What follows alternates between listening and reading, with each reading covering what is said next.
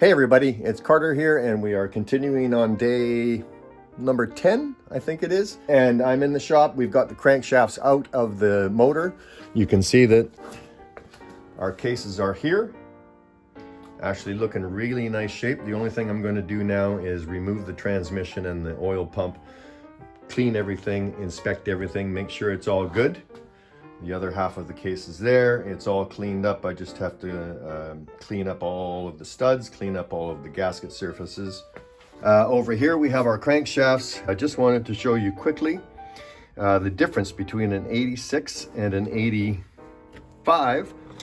My bike is an 85, and when I did this job, this end of the crankshaft doesn't exist on my 85. It's just a blank end at the end of this bearing, and there's no seal. There's just a cap like there is for the balance shaft. There's a cap here rather than a seal on my 85. On this one, they have a weight on the end of the crankshaft to counter the balance shaft. They were trying to get rid of a vibration, and as a result, they had to put a seal in. Sight. The seal is a 25-47-8. That's the dimensions. It's made by ARS. It's an FPJ5. I can find the dimensions. I can find this seal online from other manufacturers, but it doesn't have this ridge that fits into.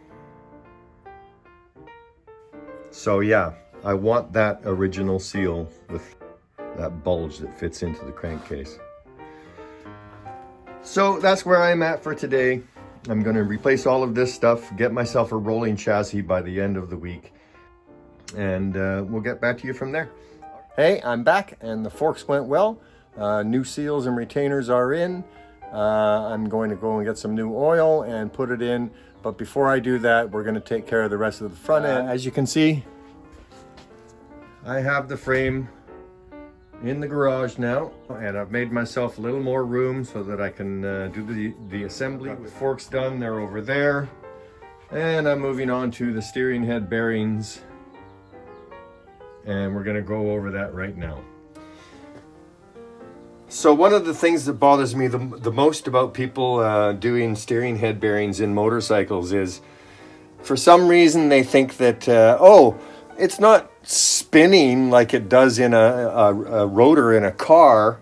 You know, it's just moving back and forth like this, so I don't need to grease it. So they take a dauble of grease and they put it on the outside, and then they put the triple tree on, and as a result, the bearing rusts out. You know, a perfectly good bearing, but it can't be used now because it's all rusted, because someone didn't put enough grease in it. Look, you can see light right through the bearing because there's no grease in it. Grease does more than just lubricate. It also protects from the elements.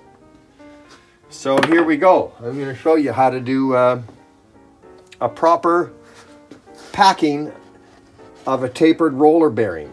If you don't have a machine or a pump that can do it for you, then you're going to have to do it the old-fashioned way, which is get a blob of grease in your palm, grab the bearing with the large open end, just start pulling that grease into the bearing.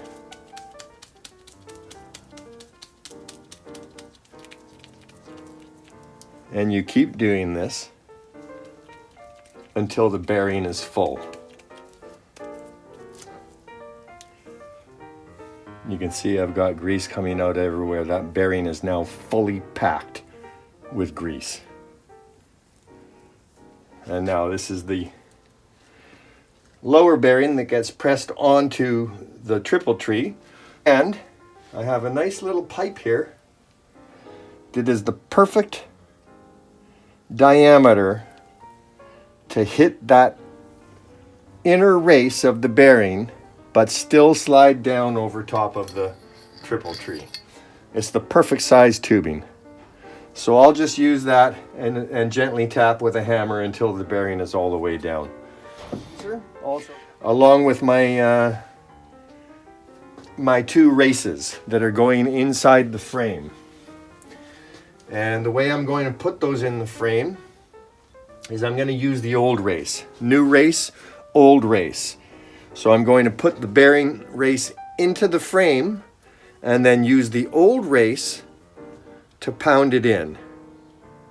And when you do that, you want to put the flat side down so that when you're done, you've got a nice fat edge here you can get a bar on to punch that old race out of there. So that's the procedure, and that's what we're going to do right now. And another good thing, all of this stuff is still in good shape.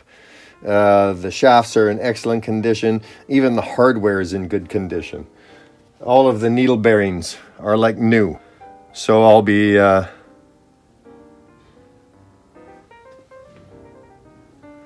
simply greasing all of that stuff up and putting it all back together. Again, thankfully, this guy never washed the bike, and all of this stuff was covered in two-stroke oil, and it preserved it. So, I'm going to get down to the bearings. And just like this.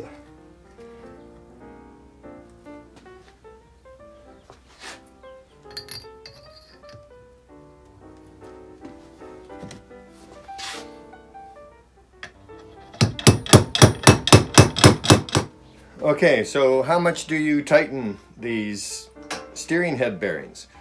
Well, it's a tapered roller bearing, and the rule of thumb with a tapered roller bearing is to take up the end play and then about 1/8 of a turn more.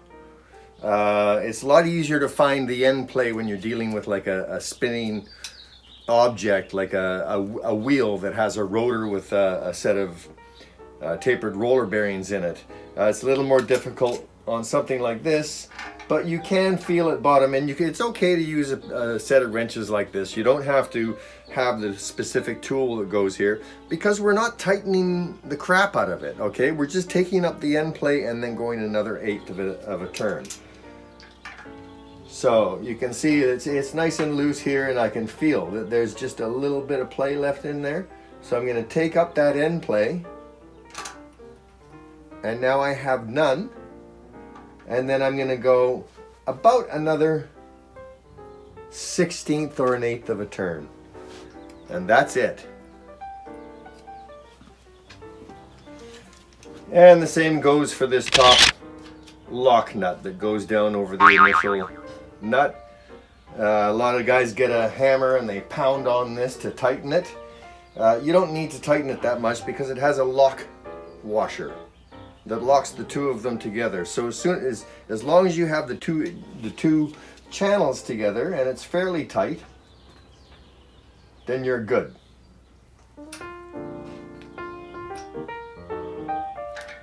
Just like that, no damage to the nuts, and our washer goes on perfectly.